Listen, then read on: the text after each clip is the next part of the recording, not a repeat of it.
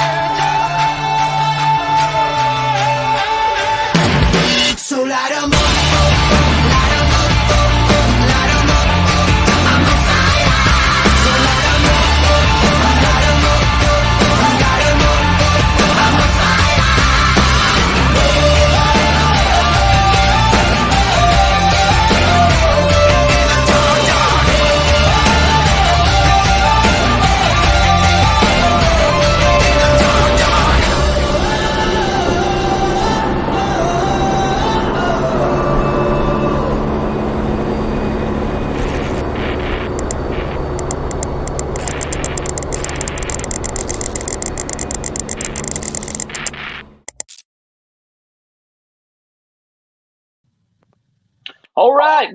Welcome back, everybody. And as y'all see, I brought my special guest in here, Mr. Doug Frumbaugh.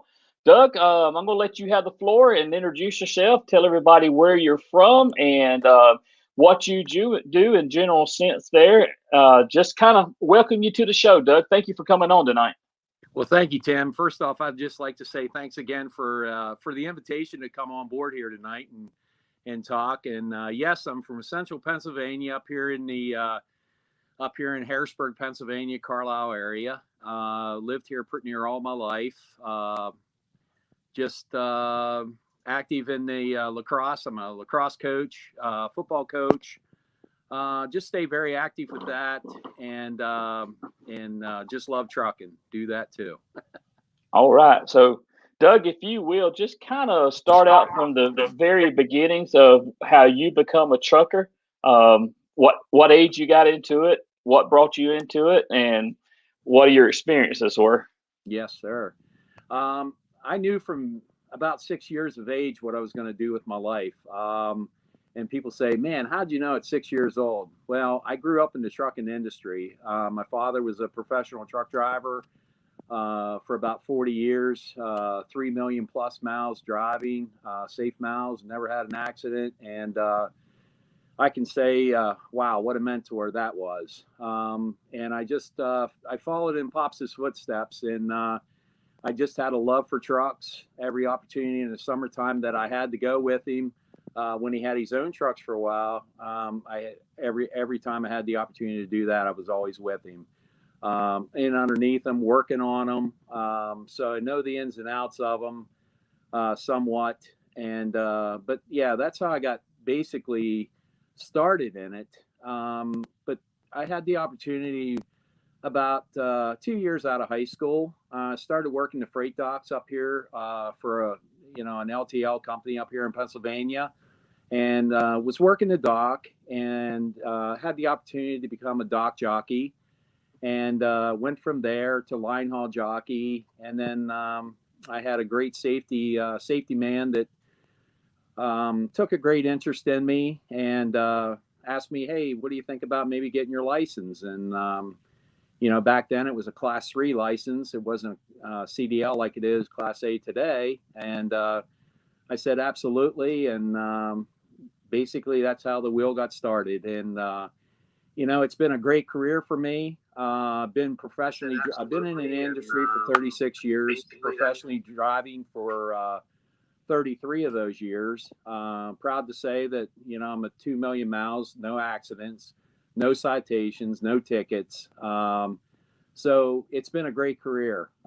It's been one that I respect, and I know the essentiality of what we do as professional drivers to keep this economy rolling and just make a impact. And COVID-19 was a true time for us to shine, and we really shined as an industry.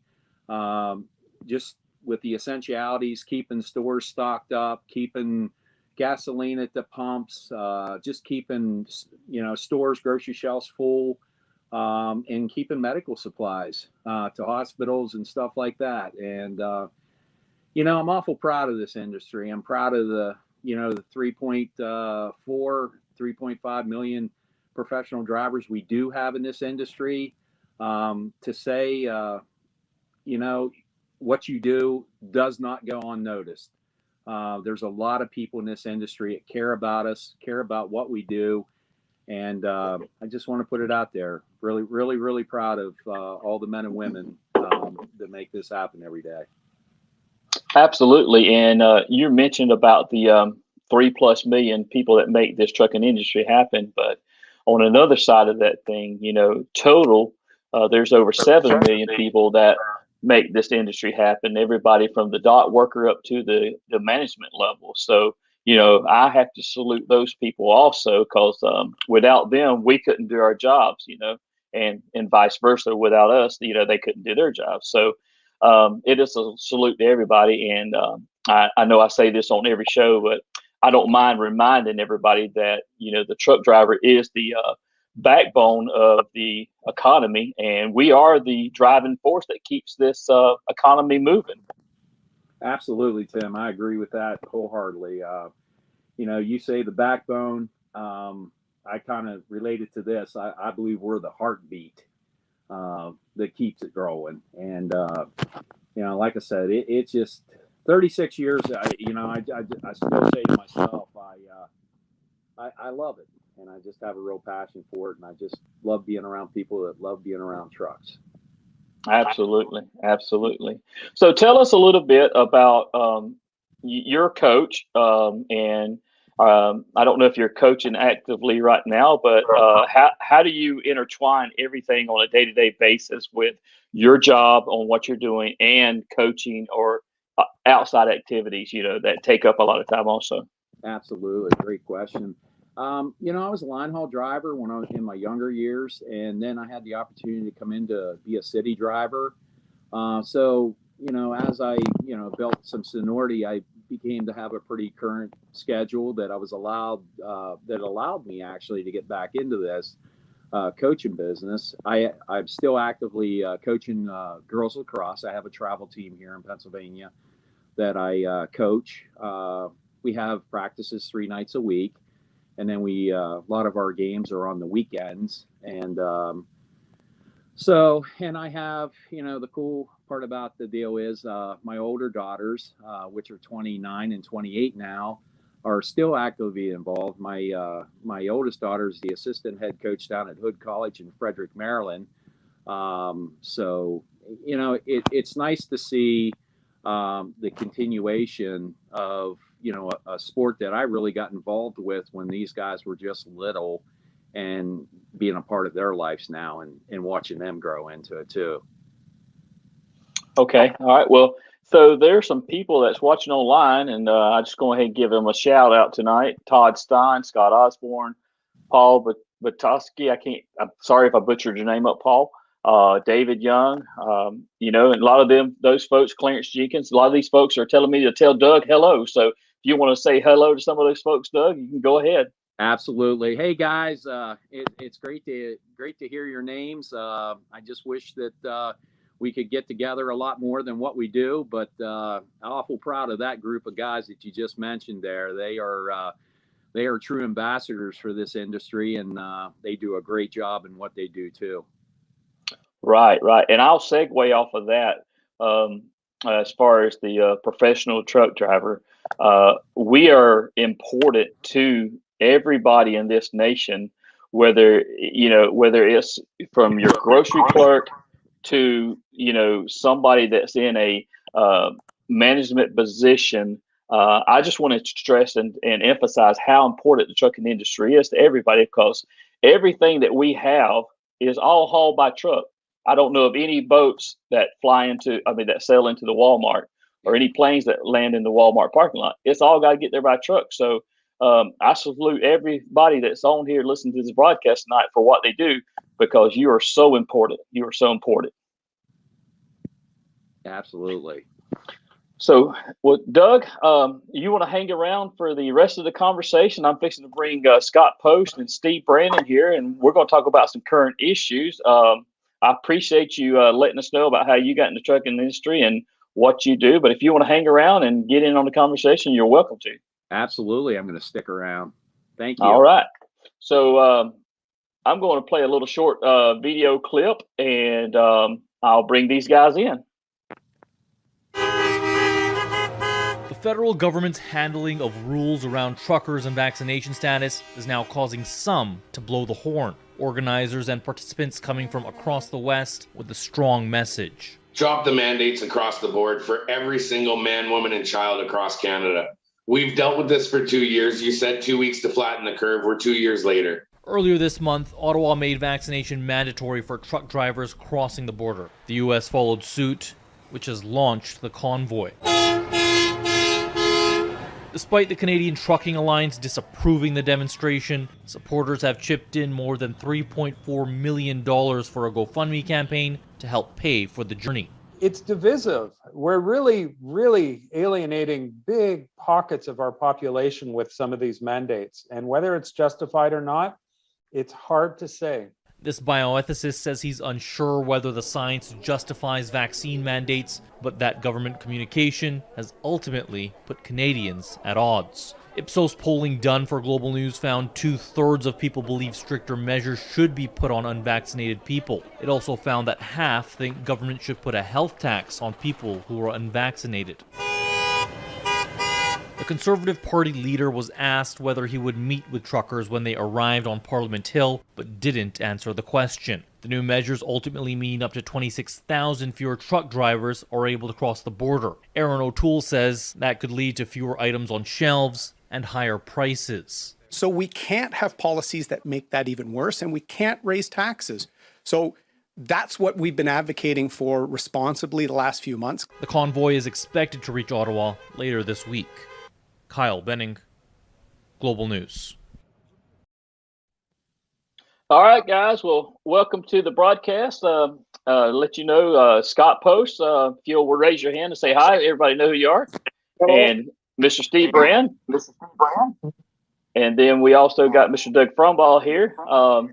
So anyway, guys, first of all, let me welcome you to the broadcast tonight, and I gave you a heads up on what the topic of conversation was going to be tonight.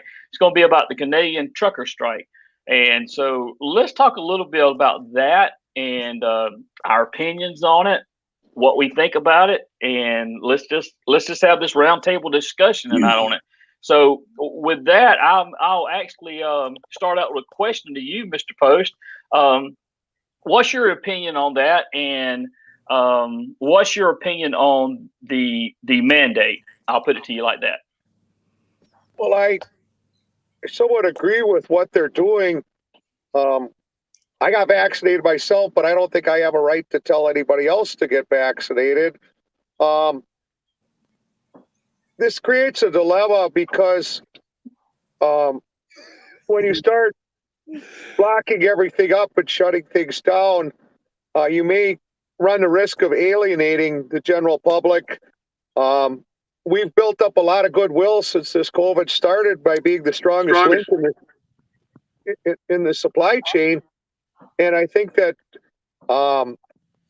we've tried to keep the shelves filled, but when we're shutting down, and it may be seen as a deliberate act to empty the shelves, and some of these guys are pushing law enforcement to a point where their force might have to be used. And I think we use up a lot of goodwill that we've built up and maybe squandered this way. We're walking a fine line, or they are up there. And now I hear that March 1st may happen down here, and I'd rather have an alliance of collaboration of compliance and safety with law enforcement than being at odds with them. Okay, all right. Mr. Steve Brand, you want to chime in on that? Yeah. Can you hear me, Tim? I can hear you. Yes. Okay. I agree with everything Scott said. You know, I'm completely vaccinated myself, and that was through my doctor. I don't believe I have the right to tell anybody yay or nay. I believe it's a personal situation. If you know you've got some kind of health conditions, get with your physician. Go with it from there. I've been trying to watch some videos, catch some news reports and stuff of what's going on up there. I support what they're doing, but on the other hand, you know, they're stopping the flow. It's you know, the government's got to help us out. It's the same way down here. I mean, we've got issues. You look at the survey that ATRI put out, and it's the same way. We need to work together to keep this country and that country moving. Right. Exactly. So, as a truck driver, Steve, what's your stance on the mandate? I don't believe you should mandate it. I really don't. It's a personal preference. I think you should, you know, I mean, like the gentleman in that video said, it's been 2 years. I think we all know the do's and the don'ts, and I don't believe in the mandate. You know, it's personal opinion. Get it if you want it. If you don't want it, don't get it. You know. Yeah, absolutely, and I agree with you. You know, it's my choice whether I'm vaccinated or not. And, you know, I got vaccinated, but you know, I had some personal reasons why I wanted to get vaccinated. But I'm not going to push my personal beliefs off on the next person. Now, I will say, as a truck driver, we are so insulated every day that we get out here and drive our trucks. I mean, for the majority of us that drive trucks, we're not in a face-to-face situation with the customer, you know, like the public is every day, such as people that are in, you know, an office building or a classroom or whatever it may be. We are somewhat insulated. So I really don't think, and I do feel with the Canadian truckers, and I do support them in fighting for you know, them not having to be mandated to take it and, you know, cross. Now, I see a comment down here, and I'll tell you who the comment's from. That comment right there in the bottom is from Todd Stein, and he said he's crossed twice since the convoy started this week. So, so that's a good thing. Anybody else got anything Doug, you got anything you want to chime in on that with? Well, I just totally agree with what Steve said there. And like I said, the mandate, this is really the supply chain wise. This is these mandates that we're seeing right now. I agree with what Steve said. we're 2 years into this. We know the do's and the don'ts of what we do, how we do it. And, you know, for the trucking industry, guys, you all know it. We're out here, we're doing our thing. You know, not in proximity of someone 6 feet close to us and stuff like that, except for maybe like a delivery or whatever we may be doing. But like I said, we have got to keep this freight rolling, or we're going to start to see stuff like we're seeing at Long Beach and the Port of Los Angeles out there. You know, it's going to be one of them things that's going to take a while to dig out of it. Right. So I'm going to, it says right here on the comments, this is from Mr. Tom Hawks. Guys, I think if you guys will give permission when you log in, that's making the comments, we can see your name and who you are, but I can see it on my other screen here. But this is from Tom Hawks here. It says, are there any studies that are saying that truckers are spreading the virus? Why punish the very pulse beat of this country? And, you know, I don't know about the studies or anything like that, but you know, I agree with him. Why punish, you know, the very, you know, backbone that keeps this economy running? You know, without the truck driver, you know, this country would stop in 3 days. The grocery stores would be empty. So I'm agreeing with Mr. Tom Hawks there on that.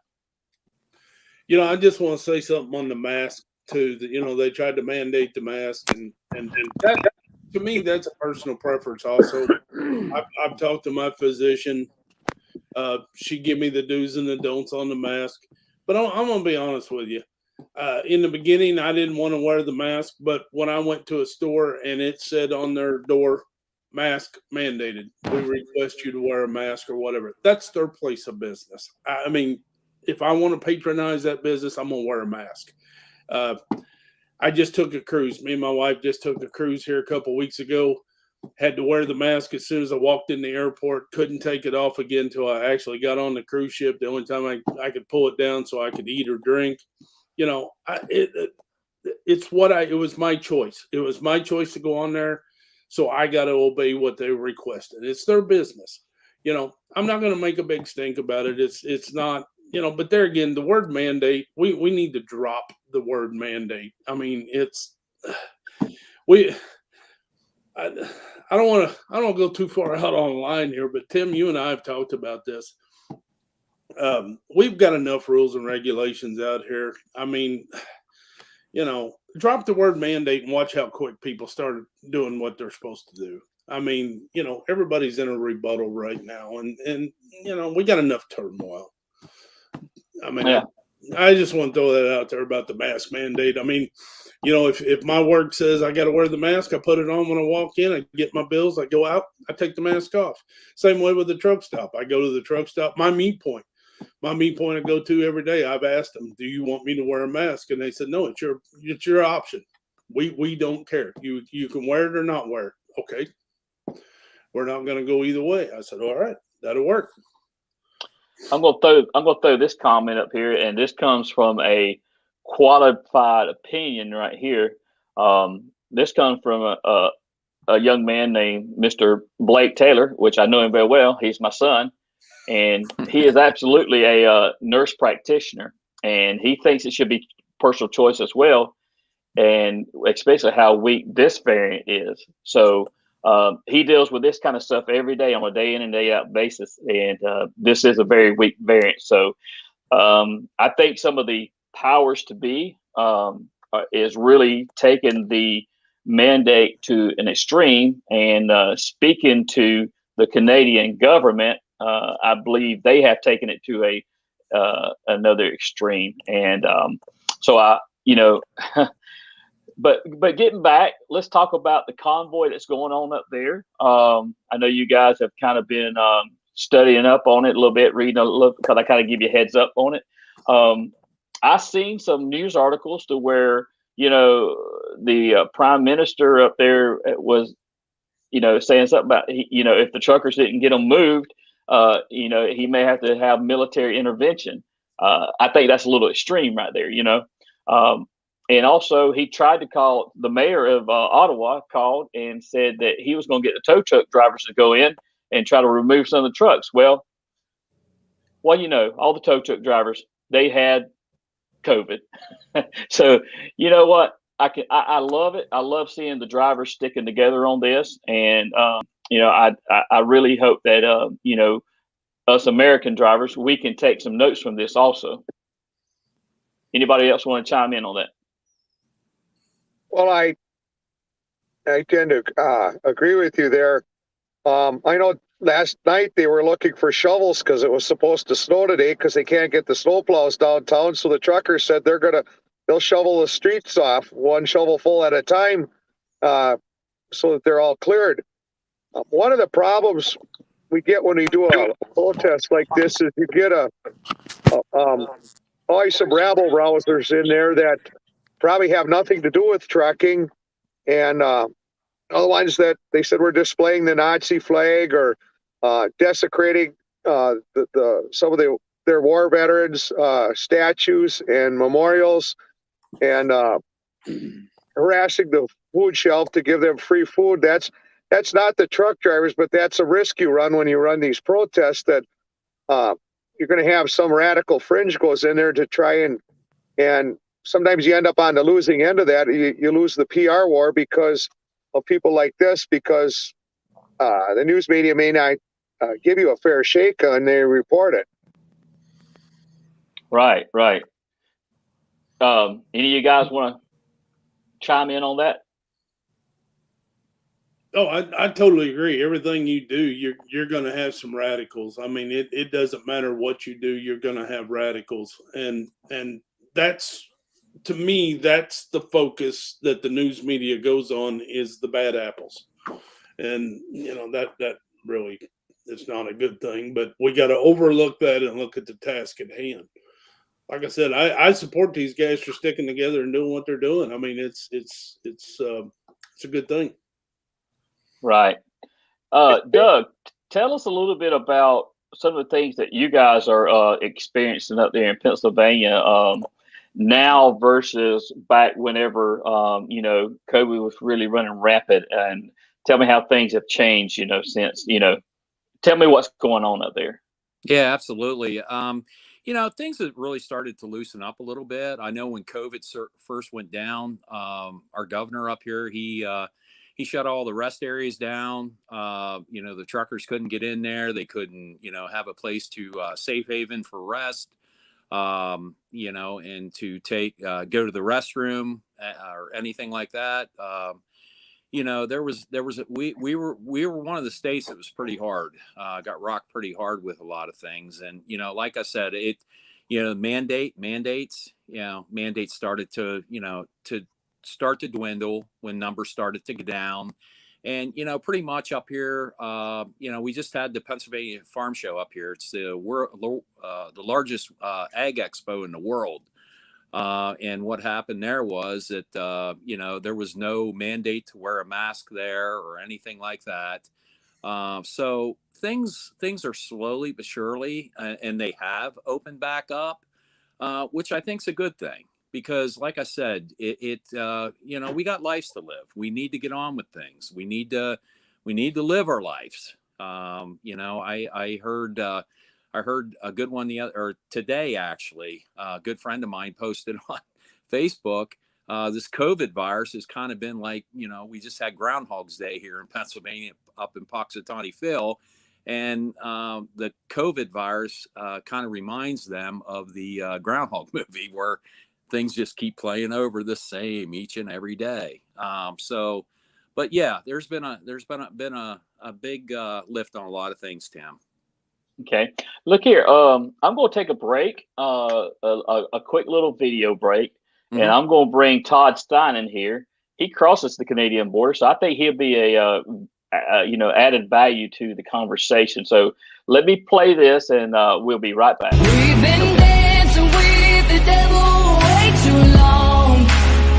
I know it's fun, but get ready to pay your dues.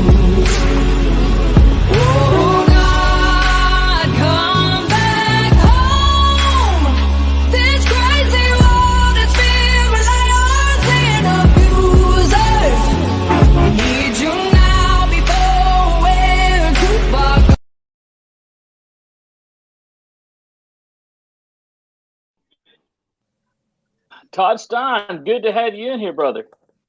Good to have you. What's going on, Todd? Hey, Todd, how are you, man? Good. How about you? How's everyone doing? Good, buddy. Good, Todd. So good, Todd. I'm glad you come in on the conversation. I saw your comment a while ago about crossing the border several times this week. So kind of give us an idea of what you're seeing over there. Okay. I haven't seen the convoy myself because the one time I crossed, I was across Thousand Islands and I went to Montreal and I was like east of all that. And the other time I crossed, they were already in Ottawa. So I actually didn't see the convoy itself, but I did see a number of trucks that had writing on the side of their trucks, on the side of their trailers, Canadian flags, support our truckers, support our rights. And basically what it boils down to, there's two parts to this. When you cross, this is Canada's government.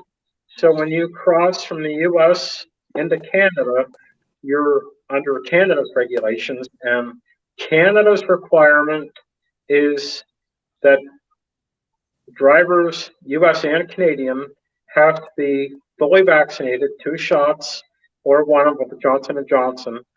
And what you have to do, there is an app called ArriveCan, and you have to have that app on your phone. You enter all your personal information on the app, and that app has been out for at least 6 months now. And it used to just ask the COVID questions. Are you having any symptoms? Have you been in contact with anyone with COVID? But recently, since the mandate started, now you have to add information on your vaccination. It asks the type of vaccination you got, the dates you got the vaccination, and you have to upload a picture of your CDC card directly to the app so that the customs has access to that. And after you enter all that information, the app, ArriveCan app, will send you a receipt with a barcode on it. I have a screenshot of that barcoded receipt on my phone, that way I have it, but it's also paired to the number on your passport or passport card, whichever you have. That's the first thing you have to do when you set up the ArriveCan app is enter in your passport number or passport card number, depending on what you have. And now here's the other side of this. U.S. Customs, that's Canadian drivers coming into the U.S. and the U.S. drivers coming back into the U.S. The U.S. Customs has no requirement whatsoever for vaccine mandates. However, what Trudeau was pushing is any Canadian driver that comes into the U.S. is required to quarantine for 14 days upon returning to Canada. Who wants to take 2 weeks off of work, probably unpaid, just because you crossed an imaginary border, an imaginary line? You're not sick, you have no symptoms, yet you still have to quarantine and lose 2 weeks worth of pay, 2 weeks worth of productivity. And, as far as the protest, this is my opinion. As far as the protest itself, I am not for protesting. It's just not the right way to handle things. All those trucks could have been moving freight across the border instead of protesting. It would have been more productive. And the thing that the news and the media is putting out there is all the bad and evil things that these evil truck drivers are doing. But I've been following Road Dog Trucking Radio, and I've been hearing all the good things that truck drivers are doing. Like you were talking about shoveling the snow. There's a couple other examples, but the general population is not hearing the good things. The other thing about this convoy is how organized it was and the fact there was no violence involved, which is good. That makes us look good. But the general population is only hearing the bad things. Okay. All right. Do any of you guys have any questions for Todd? I agree with what Todd says. I think the big difference between Canada and the United States is it seems their trade association up there isn't standing behind them. We're down here, we have many different trade associations, and they're actually fighting for us so we can continue to keep trucking and being productive. And we've got the associations to fight for us and do the behind the scenes, talk to our legislators, our Congress people. And I think that's a big difference that between Canada and us. And that's why I'm kind of against having a convoy down here. Yeah, there was actually talk of starting a convoy, but I don't know if it's going to happen or not. But if it does, it's supposed to start on March the 1st. Yeah. From California to DC, but I'm not taking part of it. No. So let's think about this. I was looking at some stuff the other day. I was just trying to find some stuff, and actually was searching through YouTube, and I saw where a news person was interviewing a truck driver that was in the convoy, but he didn't want to be in the convoy. He just got caught up in the convoy. So I kind of feel bad for that guy because he didn't have a choice. He's probably a company driver, probably sitting there trying to get his goods to wherever it's going. And unfortunately, he got caught up in it. So he was just wanting to do his job. And I kind of felt bad for the guy. And I was trying to think, well, what if that was me? What if I got caught up in that, It's not a good thing.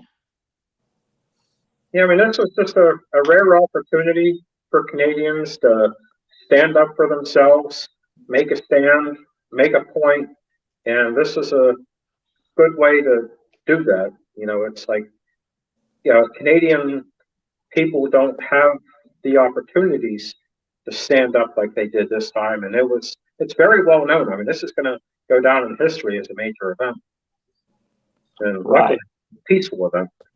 Right. So Todd, have you heard of any outside groups trying to infiltrate the protest that's going on up there? Not really. I mean, all I heard is what I heard on Road Dog Radio about a group trying to get started in March, and that's the group running from California to DC. But as far as the convoy up there, there's still about 250 people in Ottawa that are staying there, and fortunately, they're well behaved for the most part. Okay. James Clark says here on the screen, he says the news media rarely reports the good about our industry, but they love to report the negative. And hey, you know what? I agree with him. And I think you mentioned that earlier, Todd. I'm fixing to throw another comment. There's kind of a lengthy one from Mr. Clarence Jenkins Jr. So let's take this on right here. Says, I think the problem with the negative things happening in Canada, Canadian convoys, the influx of all the personal vehicles allowed to roll through the convoy. I saw a report of up to 450 cars and pickups involved. All these people are not there because of what's going on with the truckers. A lot of folks sadly seize the chance to create trouble. This is my opinion where some of the bad press is coming from, but unfortunately the truckers are going to get the blame. And can't agree with him more. I mean, one report I heard was that truckers were up there taking food from the homeless, but the truth and reality of it is the report was that the truckers were up there actually helping feed the homeless. So it kind of got twisted around a little bit. Well, it always does. Yeah. And I totally agree with you, Todd. I don't agree with the protest, but I do support what they're doing up there. I've been in 33 years of driving. I've got involved in what they called strikes, and they never was because it turned out to be, I don't know. There was no organization with it. I've got to give these folks credit up there. They're sticking together. they're trying to get something positive out of this, and they're trying to get their positive views out. And I think a lot of the negativity, it's not as broad as what I thought it was going to be. Really, it's a lot tamer, I guess, but it's still there. So what do you do, Tyler? When you go into your places, U.S. or Canada, are you restricted to a lot of the mask and stuff like that? When I cross the border, like when you're actually talking to the customs officer, you are required to wear a mask at that time. And in Canada, they're still basically on lockdown and severe restrictions. Any public building, you have to wear a mask in any public building. So when I check into a hotel at the front desk, I got to have a mask on. When I walk into a restaurant, I got to have a mask on. And I've actually had one restaurant ask for my CDC card. So, really? Yeah, they're really strict on COVID up in Canada. They're really strict compared to us. Yeah. So Scott Osborne, he says it should be a personal choice, which I think most of us all agree on that. The government isn't walking in our shoes. They don't know what may be going on medically. The next comment here is: do you think this could set up a precedent for the U.S.? Could this kind of set up something that could go on the U.S.? And I think that it could, and I think there's talking about a convoy, for the U.S. Anybody want to take on that? Well, one of the things, I'm probably dating myself, but I remember back in the early 80s, one of the last truck strikes they had, and it was related to a fuel surcharge of the price of fuel. And you couldn't just raise your rates years ago. They finally came up with a fuel surcharge. But I was driving a logging truck, but sometimes we pull open top vans with loads of wood chips. And I was going over to Green Bay to James River. They make northern toilet tissue. And these teenagers ran by and they threw a big chunk of ice at the side of my truck, put a little dent in it, and get the F off the road, as they thought I should be participating in this strike and staying off the road. There were people in other states that got shot, people acting like snipers from the side of the road. And I just, like say, I'm dating myself, but I remember this stuff happening and I don't want to see it happen again. And I think the one thing we've got on our side down here is we've got trade associations to advocate for us these things. And we're not as strict down here. And I just, like I say, we've got trade associations to advocate for us. And I think we're a lot less strict than what Todd's describing in Canada. Right. I have to say sniper, didn't he there, Scott? But another thing that they're giving truck drivers a bad rap for is they're also saying the people that are protesting in Ottawa right now are not wearing their masks. And they say when you're in public, you should be wearing a mask in Canada. But that's the whole purpose of this protest. We don't want to wear masks. So that's basically why they're not wearing a mask, because they're protesting the whole mask thing and vaccination mandate. So, yeah, they're getting a bad rap for not wearing their masks, but that's why they're not wearing them, because we're protesting. All right, guys, so let's go ahead and take another little break, and we'll come back and we'll start winding the show down. And I want to talk to you a little bit about change gears a little bit to wind the show down. So right after this break, we'll come back and we'll change gears. What's going on with the truckers? So I do not want you guys to get put out of service. I don't want you guys to get fines, tickets, and especially your safety. So basically, Ohio and Indiana, they're putting travel bans on certain vehicles. I want to announce this down below. And if this is you, then do not drive, because a lot of times you might be a professional and you might be like, hey, there's only a little bit of snow, but That's not what the State Patrol is saying. They're saying they will pull you over and put you out of service. So let's get into this. So first off is Indiana's toll roads. Okay, so starting on Wednesday, February 2nd at 12 a.m. Eastern through Thursday, February 3rd at 6 p.m., the following vehicles are not permitted on the toll road. All triple tractor trailers, all doubles, high-profile steel haulers, and high-profile oversized permitted loads. Everyone else will be good to go. Now off to Ohio's Turnpike. Okay, so they have issued a travel ban for all high-profile vehicles from Toll Plaza 2 to Toll Plaza 239 effective Wednesday, February 2nd, 2022 at 7 a.m. through Friday, February 4th at 12 p.m. So this will be the list of vehicles that will be banned. So all triple trailer combination commercial vehicles, box type double trailer combination commercial vehicles, an axis of 90 feet in length, mobile home / office trailers, boat and horse trailers towed by passenger vehicles or pickup trucks, high profile campers and enclosed trailers, which are defined as trailers designed for a person or average height to stand in. Overall, mother truckers, I know that's a lot to understand and deal with. I'll put down exactly what in the descriptions down below, but just be safe out there. I know a lot of times that there might just be a little snow on the ground, but if this is a travel ban, then I don't want you to be put out of service and I don't want you to get fined and ticketed. So if that's your case and you need to go through, do not go on Indiana and Ohio turnpikes and tolls. Thanks, mother truckers. Comment down below.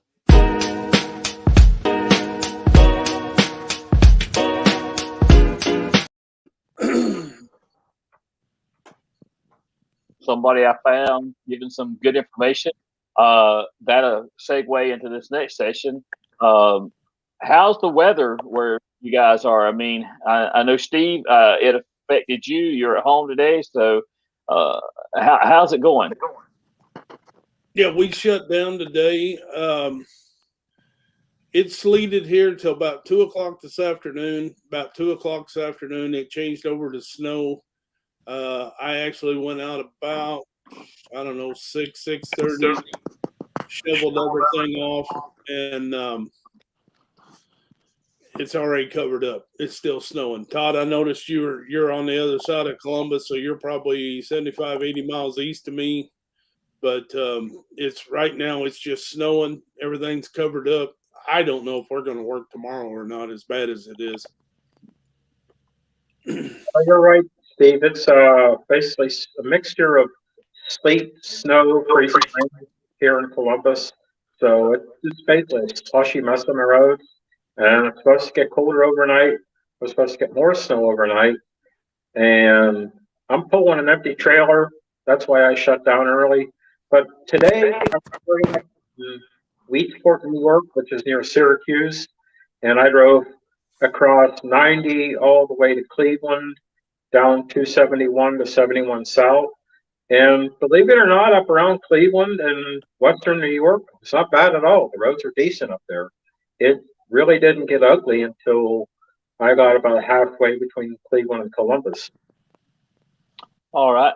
So all you viewers that's on here, if you could drop your where you're at, you know, what it's doing, if it's cloudy, rainy, what the degrees, we'd appreciate it. So drop it in the comments. I'll throw it up there. Mr. Scott Post, tell us what it's looking like for you up there in Minnesota. Well, I guess we should be thankful here. It's only going to get down to 6 below tonight. I'm shuttling doubles back and forth, 12 miles one way and 13 miles back. So I'll spend more time outside than in the truck. But be thankful it's not snowing. The roads are all nice and dry. But it's only 6 below tonight, not 8 below or 12 below. Right. All right, Mr. Doug Frumbaugh. Yes, sir. We got rain right now. We're about 37 right here in central PA, but north of us, up and around the north of Altoona, up towards 80, that way, not so good. And like my friends out in west of us here in Ohio and stuff, they're getting it. Right. Don't you just love Mr. Chuck Lopesinger's comment down there? 80 in Florida today. He's had it rough. Of course, course, I can't say much. I mean, we had like 70, 74, but it's overcast and rainy here today. So, you know, but hey, you know what? You guys have the snow, deal with that. And during the, rainy season out here, we have the hurricanes to deal with. So it's not a perfect world by no means. No, matter of fact, I was watching the Weather Channel, and they had the snow going on. They had the ice going on in Arkansas and Memphis. And talked to my dad down in Dixon, Tennessee. He said it was just raining down there. They might be on the southern edge of the ice. And then all of a sudden it broke in on the Weather Channel, and they had tornadoes in Alabama. I'm like, good grief. We just can't catch a break here across the Midwest and the South. Right. Right. Yeah, Texas is getting hammered with the cold. And Tim, since you're in that nice warm weather, I would really like you to come up to Central Pennsylvania on Saturday and join me for the Special Olympics polar plunge. It's going to be about a foot thick of ice when I jump in the water, so you're more than welcome to come up. I'm gonna have to put something on my head. Yeah, I do it every year for Special Olympics. It'll be about 10 degrees in the morning when I go up there, and it's a little bit colder than what it usually is, but I'm looking forward to it. Thank you for doing that, Todd. Yeah, it's good of you, Todd. Appreciate that, buddy. Yeah, That's awesome, Todd. Yeah. He does a lot with Special Well, Olympics. Let's go to another little short break. I do have a video after this break, and I'm going to get your opinions on something, and we're going to hash one thing out toward the end of the show here, okay? All right.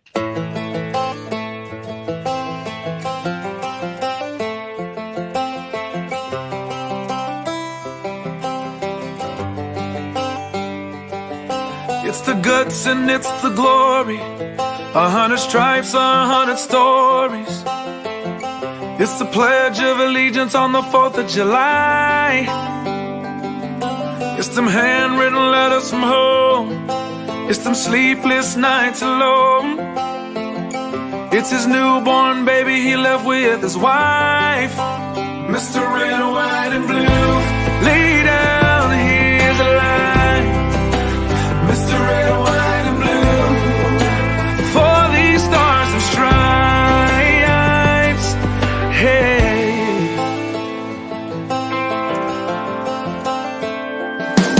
from the fields of Indiana to the swamps.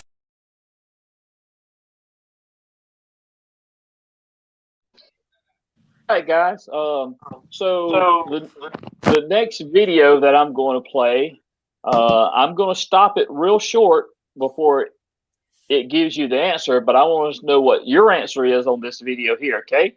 So, preventable or not preventable? Let's go.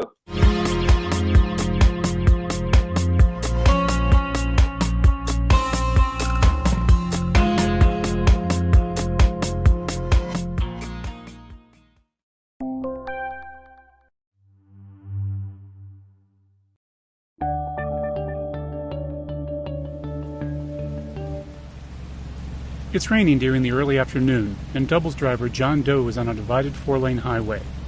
He's aware of the weather conditions and is driving below the posted speed limit. He's in the far right lane and passes a slower flatbed truck. After he successfully passed the slow-moving truck and is still in the passing lane, a speeding sports car steers out of control from the side street, across the median and into Joe's lane. Doe immediately hits his brakes and turns his steering wheel sharply to avoid hitting the car, but his rear trailer's momentum pulls the entire vehicle over onto its side and crashes into a ditch. Was this preventable? All right, guys. All right, I'll jump first. Just like whenever you see a deer, do not swerve. So that's my opinion. Preventable because he swerved. If he would have kept going straight, sure, the car would have still hit him, but the truck would have not flipped over. All right. Scott Post? I think Todd's right. You don't veer for deer. You need to stay in your lane because you can't be straying out into another lane and flipping the truck over because you may injure somebody else that's not involved. And so you need to hold your lane and do the best you can. And And maybe if you're coming up to an intersection like that, keep a better lookout. Maybe that's not a good idea to be passing in a place like that. Okay. Steve Brand? I agree with Todd. Hold your lane. You got to hold your lane. You know, I mean, that's, you know, that was definitely preventable. He could have prevented it. What do you say, Mr. Frombaugh? I definitely have to agree with all the panel here. You know, us guys that pull doubles, we know that any certain quick jerk of the wheel creates that whiplash effect, and that's definitely what happened in that scenario there with that back trailer. Once its momentum went, it took everything with it. So preventable, absolutely. All right, let's watch it again, and let's go ahead, Todd.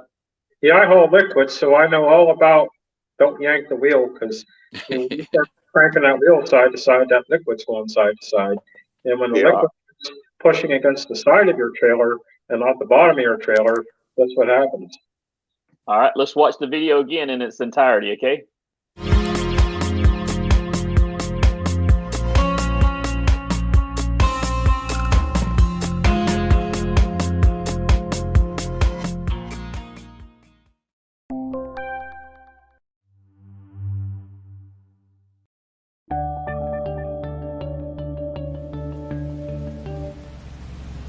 It's raining during the early afternoon, and doubles driver John Doe is on a divided 4-lane highway. He's aware of the weather conditions and is driving below the posted speed limit. He's in the far right lane and passes a slower flatbed truck. After he successfully passed the slow-moving truck and is still in the passing lane, a speeding sports car steers out of control from a side street, across the median and into Joe's lane. Doe immediately hits his brakes and turns his steering wheel sharply to avoid hitting the car, but his rear trailer's momentum pulls the entire vehicle over onto its side and crashes into a ditch. Was this preventable or not? The National Safety Council ruled it was not preventable. Doe had no time to see the sports car and prepare for an incident, and he did everything he could to avoid a collision. So how does a driver train to deal with a situation like this? Defensive driving means avoiding the errors of others. Because of the poor visibility, Doe had reduced his speed to below the posted limit, which gave him more time and space to react to the incident. Finally, Doe saw an out-of-control vehicle coming towards him and was able to steer and brake out of the collision with the car. While he ended up on his side in a ditch, there were no casualties, the best outcome for a bad situation. Pat! So, what do you guys think? I thought the car hit him. Yeah, I did. I did too. Yeah. And that Thank goodness for that intersection looked like there was a stop sign there, though, for that car. If you look at that thing, it looked like a stop sign. Right. So I would have said it was preventable, but then given all the circumstances that they cited, going well below the posted speed limit, right? You know, I guess it's just a ruling of you know, the safety council there. You know, so there you go. Got to take everything into account. Thank goodness for dash cams on one like that then. Yeah, absolutely. Ones on the side to catch that though. Yeah. One on the front wouldn't have that car coming from the side yet. Yeah. All right, guys. So let's get ready to close it out. It's 9 o'clock, and I'll go with Mr. Frombaugh first. Thank you for coming on the show tonight and sharing with us how you become a truck driver and your input and insight on what we talked about tonight. Sure do appreciate it, Doug. Do you have any last words of encouragement? Yeah, I just say to, you know, the trucking community, just be a great mentor. Take that young driver under your wing, bring them along, because we all know that we started somewhere at one time and we didn't have the experience that we do now. So the wealth of knowledge that we do have, and we can see it within our companies, just be that good mentor, be a good facilitator of the knowledge you have, and just pass it on, because it's a wealth of knowledge. How about you, Mr. Steve Brand? Yeah, thanks for having me on, Tim. Good talking to you, everybody. We just got to stay safe out there, especially with this weather like it is, because you got to remember the most important trip is the trip home. Everybody drive safe. and God bless everybody. How about you, Todd? I got to hand it to you, Tim. You are one tech-savvy individual. I mean, I'm not tech-savvy myself, but I've seen the stuff you do, these videos with editing and comments, and I mean, you're good at this. So I got to hand it to you. And Doug, hopefully this spring I'll see you at the Pennsylvania Truck Driving Championships. Absolutely, you will. All right, Mr. Scott Post, last words of encouragement. Thank you for all the high-tech stuff and doing all this, and thank you for having me on. It was a pleasure to be here, and just want to tell everybody, be safe out there. All right. Well, with that said, I'd like to tell everybody also, thank y'all for coming in and viewing tonight. We had a total of one time of 20 viewers at one time. We got 15 viewers now, so I appreciate everybody coming in. Just want to remind everybody about the Safety Drive for Cure that's coming up down in Ellenwood, Georgia on March the 12th, the one Mr. Herschel Evans helps puts on. Y'all go to his page, get signed up, get registered, and come on down and help us out for a good cause. We support the Pediatric Brain Tumor Foundation. I've got a trailer I'm giving away, so y'all get in touch with me if you want to get tickets for this trailer. I'd appreciate it. But anyway, as I always say at the end of my videos, y'all watch out for those who aren't watching out for themselves, and we'll close out with a little goodbye video, okay? Peace out, everybody.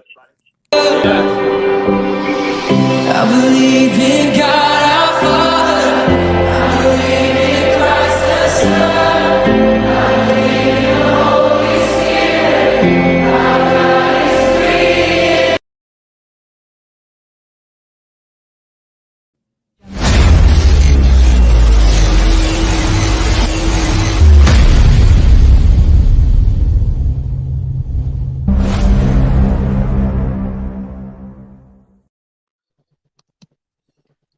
Hold on, guys.